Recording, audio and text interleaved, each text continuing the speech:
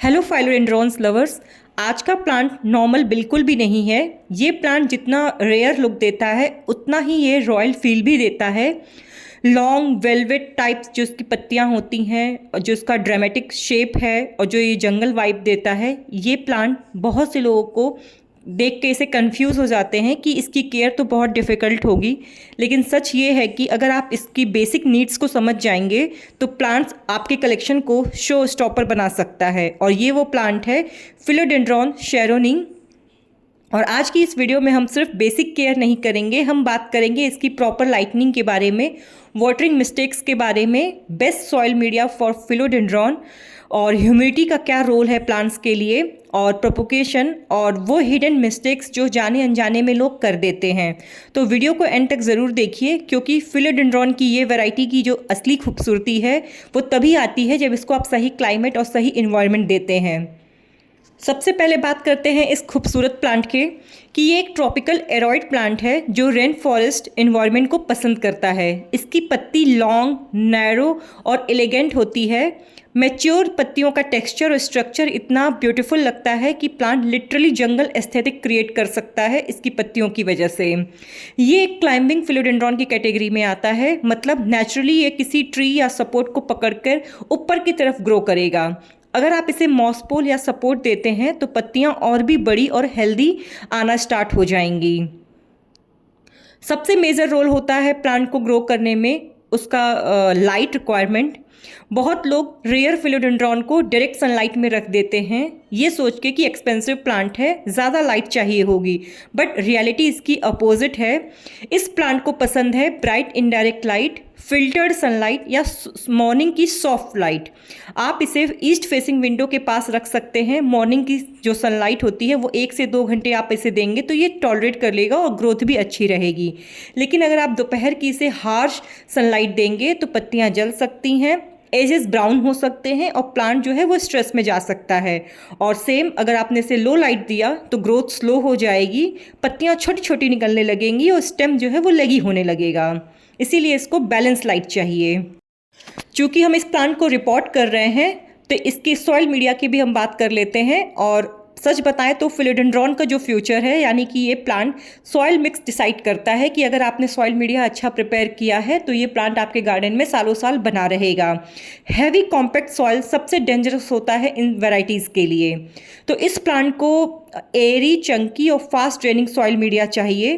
तो मैंने जो सॉइल मीडिया तैयार किया है वो बिल्कुल मॉइस्चर रिटेनिंग और एरी है और वेल ड्रेनिंग सॉइल मीडिया तैयार किया है। इसको बनाने के लिए मैंने यूज़ किया है cocopeat, perlite, coco husk, vermi compost, charcoal और थोड़ा सा मैंने इसमें एप्सम सॉल्ट और नीम खली का भी यूज़ किया हुआ है। और एज़ यूजुअल थोड़ी सी मात्रा इसमें मैंने गार्डन सॉइल की ऐड की है। स्क्रीन पे आपको रेशियो मेंशन कर दिया जाएगा। ये मिक्स रूट्स को ऑक्सीजन देता है और वाटर लॉगिंग को प्रिवेंट करता है। अगर सिर्फ और सिर्फ आप गार्डन सॉइल यूज़ करेंगे तो जो सॉइल मीडिया है वो कॉम्पैक्ट होगा, रूट सफोकेट होगी और फंगस रिस्क बढ़ जाएगा। प्लांट को रिपोर्ट करने के लिए हमेशा पॉट का सिलेक्शन इम्पॉर्टेंट होता है। और ज़्यादातर लोग गलती यही करते हैं कि प्लांट जो है वो लोग बड़े पॉट में शिफ्ट कर देते हैं, जिसकी वजह से जो सॉयल है वो ज़्यादा देर तक गीली रहती है और जिसकी वजह से रूट रॉट होने लगता है।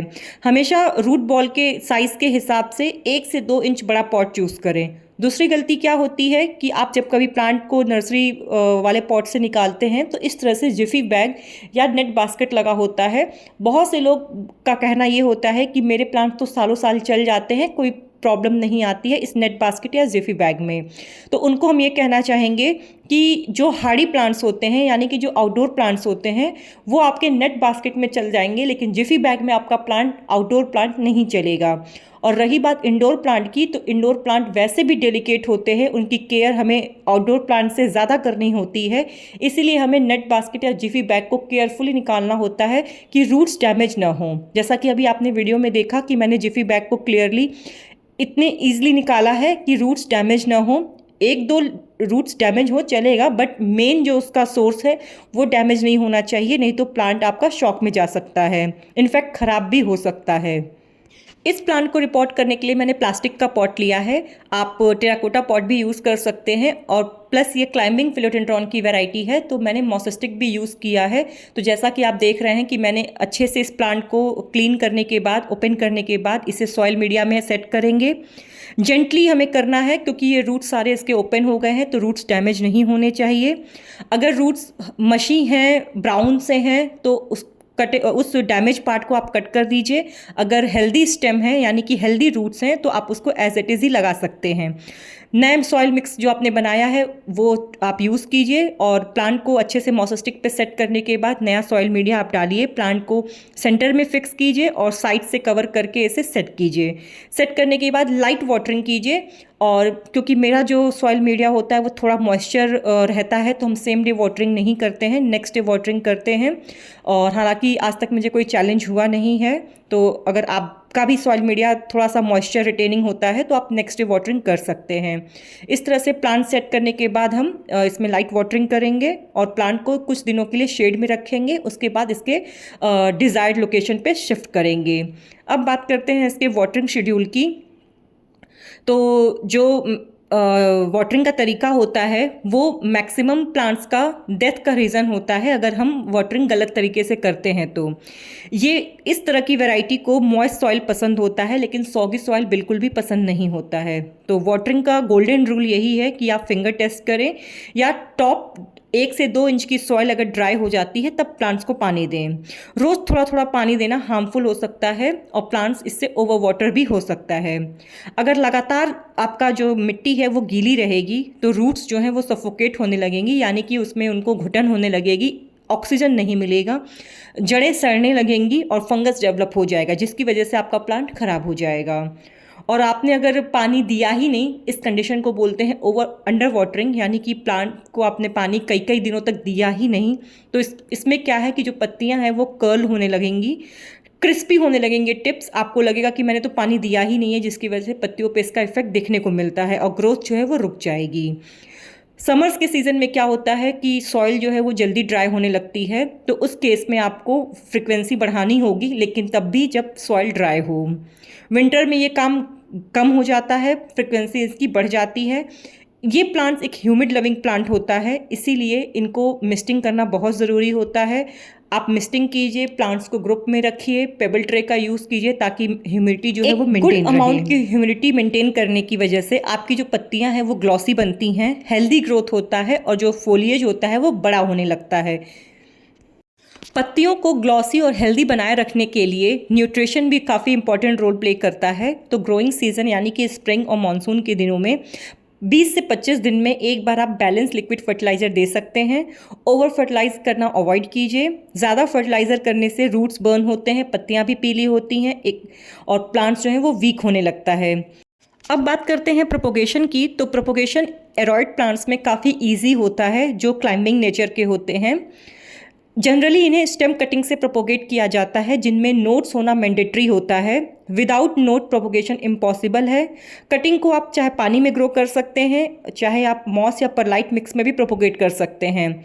यहाँ पे मैंने सॉइल इसलिए नहीं बोला क्योंकि कुछ जो डेलिकेट वैरायटी होती हैं या जो थोड़ी यूनिक वैरायटी होती हैं उनको सॉइल में प्रोपोगेशन उनका सक्सेसफुल होने का रेट कम होता है, इसीलिए नया मेथड है ये मॉस या परलाइट मिक्स में प्रोपोगेट करना प्लांट को। और प्रोपोगेट करने के बाद इसे आप ब्राइट इनडायरेक्ट लाइट और ह्यूमिडिटी वाले एरिया में रखिए, तो इससे प्रोपोगेशन जो है वो चांसेस ज़्यादा होते हैं सक्सेसफुल होने के। अगर आप वाटर प्रोपोगेशन करते हैं तो रेगुलरली पानी को चेंज कीजिए, और अगर कोई पार्ट रॉट होता जा रहा है, सड़ता जा रहा है, तो उसको रिमूव करते रहिए। आपका प्लांट जो है वाटर में भी सक्सेसफुल ग्रो कर जाता है। रेयर और यूनिक जो प्लांट्स होते हैं वो पेस्ट को अट्रैक्ट कर सकते हैं। इनमें स्पाइडर माइट्स और थ्रिप्स का ज़्यादा चांसेस होता है कंपेयर टू मिली बग्स। तो रेगुलरली अपनी पत्तियों को देखते रहिए, चेक करते रहिए। अगर आपको लगता है तो आप नीम ऑयल का स्प्रे कीजिए, लेकिन अगर इन्फेस्टेशन ज़्यादा हो तो सिस्टमेटिक ट्रीटमेंट करना बेहतर होता है। और प्रिवेंटिव प्रिकॉशन के लिए आप नीम ऑयल का स्प्रे 15 to 20 डेज पे करते रहिए, वैसे भी कोई इन्फेस्टेशन इन पे देखने को नहीं मिलेगा। अब कुछ क्विक इंपॉर्टेंट टिप्स के बारे में बात कर लेते हैं। एसी का जो एयर फ्लो होता है डायरेक्टली उनके सामने मत रखिए। कोल्ड ड्राफ्ट अवॉइड कीजिए। सडन इन्वायरमेंट चेंज मत करिए। लीव्स को ओकेजनली क्लीन करते रहिए। ओवर लव मत कीजिए, स्पेशली वाटरिंग में। कभी कभी प्लांट्स को हम बस स्टेबल इन्वायरमेंट में चाहिए होता है ग्रो करने के लिए, और ओवर केयर की वजह से भी प्लांट कभी कभी ख़राब हो जाता है। और एक इंटरेस्टिंग बात, इस प्लांट की जो पत्ती है वो जब मेच्योर होती है जुवेनाइल फॉर्म से तो काफ़ी डिफरेंट लुक देती है, जिसकी वजह से ये प्लांट बिल्कुल डिफरेंट लगने लगता है। जैसे जैसे प्लांट क्लाइंब करता है, पत्तियां जो इसकी लंबी और ड्रामेटिक, और जो इसका टेक्सचर है वो और ज़्यादा गहरा होता जाता है, और इसी वजह से कलेक्टर्स इस प्लांट को इतना पसंद करते हैं अपने कलेक्शन में ऐड करने के लिए। तो ये थी एक कंप्लीट डिटेल गाइड फिलोडेंड्रॉन शेरोनी के केयर और रिपोर्टिंग के बारे में। अगर आप रेयर ट्रॉपिकल प्लांट्स पसंद करते हैं और जंगल एस्थेटिक क्रिएट करना चाहते हैं तो ये प्लांट डेफिनेटली आपके कलेक्शन में होना चाहिए। वीडियो हेल्पफुल लगी हो तो लाइक, शेयर एंड कमेंट ज़रूर कीजिएगा, और द गार्डन कॉर्नर्स चैनल को सब्सक्राइब ज़रूर कीजिएगा। मिलते हैं नेक्स्ट प्लांट जर्नी के साथ, तब तक के लिए happy gardening and keep growing.